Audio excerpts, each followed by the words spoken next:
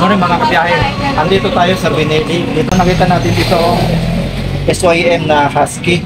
At matagal na rin natin ito hinahanap mga kabiyahe. So ngayon hindi lang natin picture sa inyo kundi mai-test ride pa natin.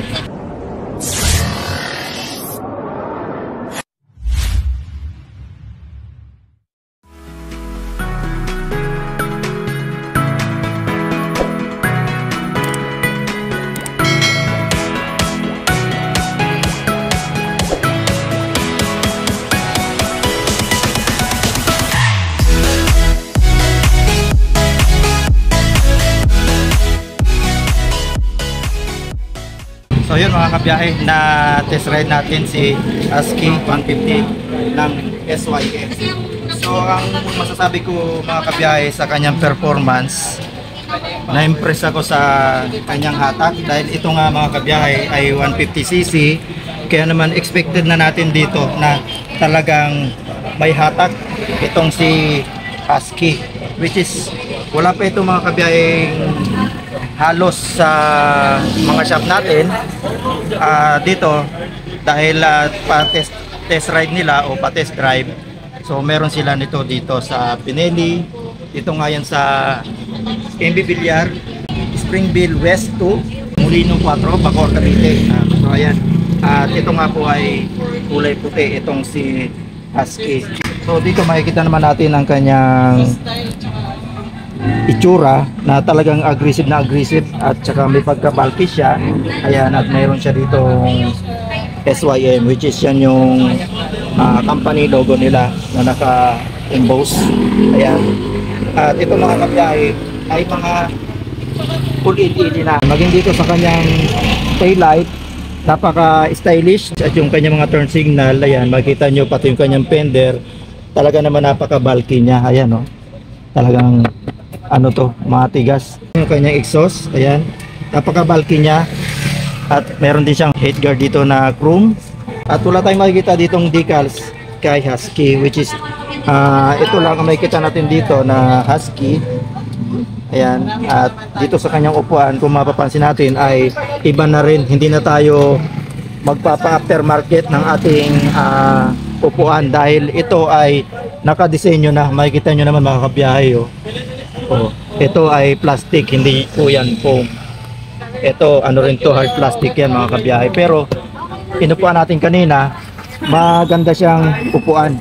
At yung kanyang footboard mga kabiyahe, stylish din ang pagkakagawa. Ayan, oh.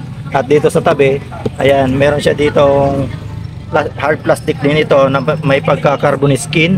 Ayan, maganda rin yung ano, yung pagkakagawa ni SYM dito sa unit ni Husky. At ito naman mga kabiyahe yung kanyang instrument panel. Ayan, colored siya. Ayan, itong ginagamit natin mga kabiyahe, test drive unit ito. So hindi ito yung pangbenta, kundi pang test drive unit lang ito.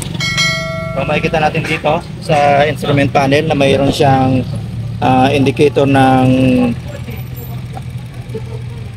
odometer. Ayan, ito yung odometer, yung fuel at saka yung temperature ng ating makina, at yung orasan at yung speed niya. Ayan, at yung ito yung speed, at ito naman yung rev. Ayan, at may makina rin, at ito ay may indicator din ng ABS. Ayan, naka-activate yung ating ABS dito.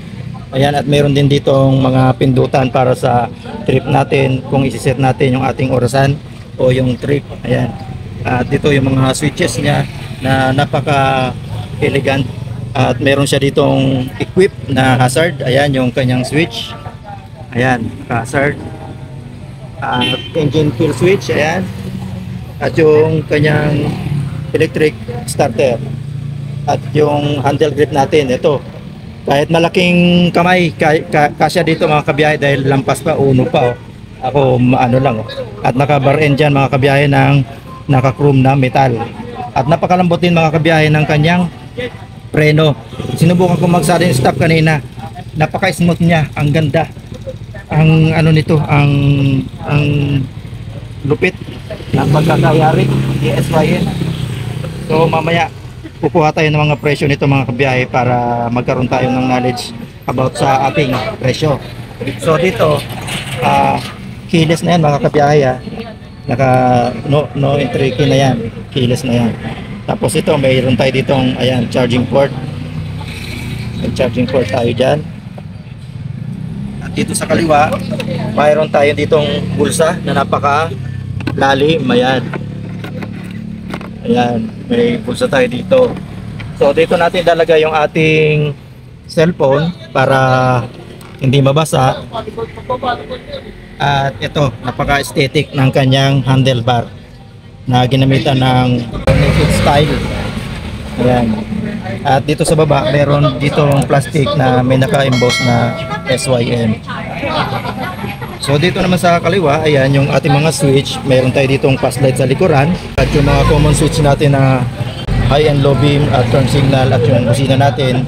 At dito sa handle grip natin, maganda rin yung ano, talagang okay na okay kahit malaki yung kamay nyo mga kabiyahe, pasok na pasok. At malambot talaga yung mga brake lever niya. Ito mga kabiyahe, yung kanyang headlight na may daily time running dito, naka-split sa baba. Ayan, napaka-astig oh, ang angas oh. Tapos yung kanyang headlight mga kabiyahe, yung kanyang kulay, may pagka yellowish siya. Ayan, hindi siya yung white na white.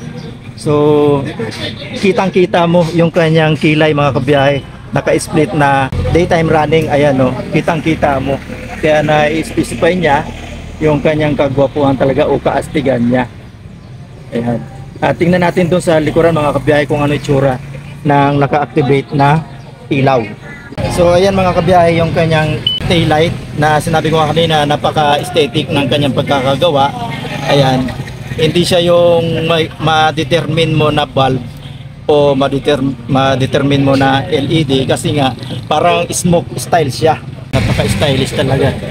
Ang unit na ito ay ginamitan ng malapad na TFT LCD meter panel display na ang makikita dito ay ang speedometer, fuel gauge, voltmeter at ang orasan, water temperature at ang kanyang rev na i-connect din ito sa mobile phone via Bluetooth, smartphone man yan or iPhone. At ang isa sa pinakamaganda sa features nito ay ang TCS. Ito ay yung traction control system na tutulong sa rider na pag na-detect niya na delikado ang kalsada, bibigyan ka lang niya ng tamang speed para safe ang ating rider, lalo na sa mga baguhan. At equipped din ito mga kabiyahe ng SYM's 3.0, which is ito yung technology idle system.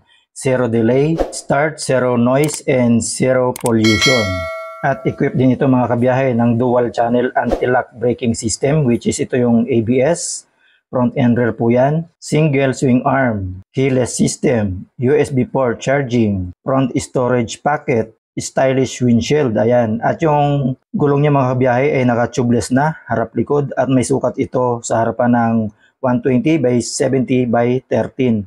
At sa likuran naman ay 130 by 70 by 13. Puntahan naman natin mga kabiyahe ang kanyang engine. Meron itong 4-stroke, single cylinder, single overhead cam, 4-valve, bore stroke, 57.4 by 57.8 mm.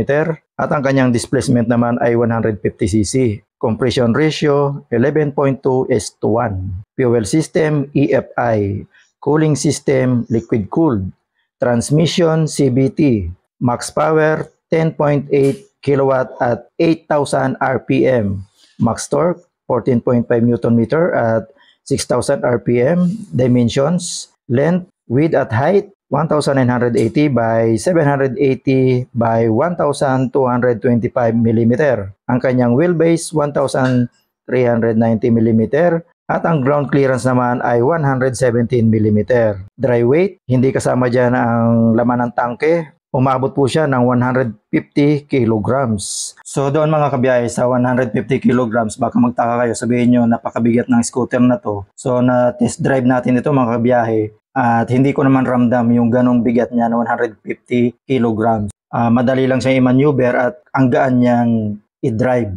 Yun ang na-experience ko sa unit na ito. May 15 liters tayo dito mga kabiyahe na fuel tank capacity. At ang kanyang fuel consumption, 2.56 liter per 100 km or 47 km per liter. Pagdating naman sa kanyang presyo, Wala pa po siyang installment na ilan nalabas. Ito po ay may cash na 152,900 pesos.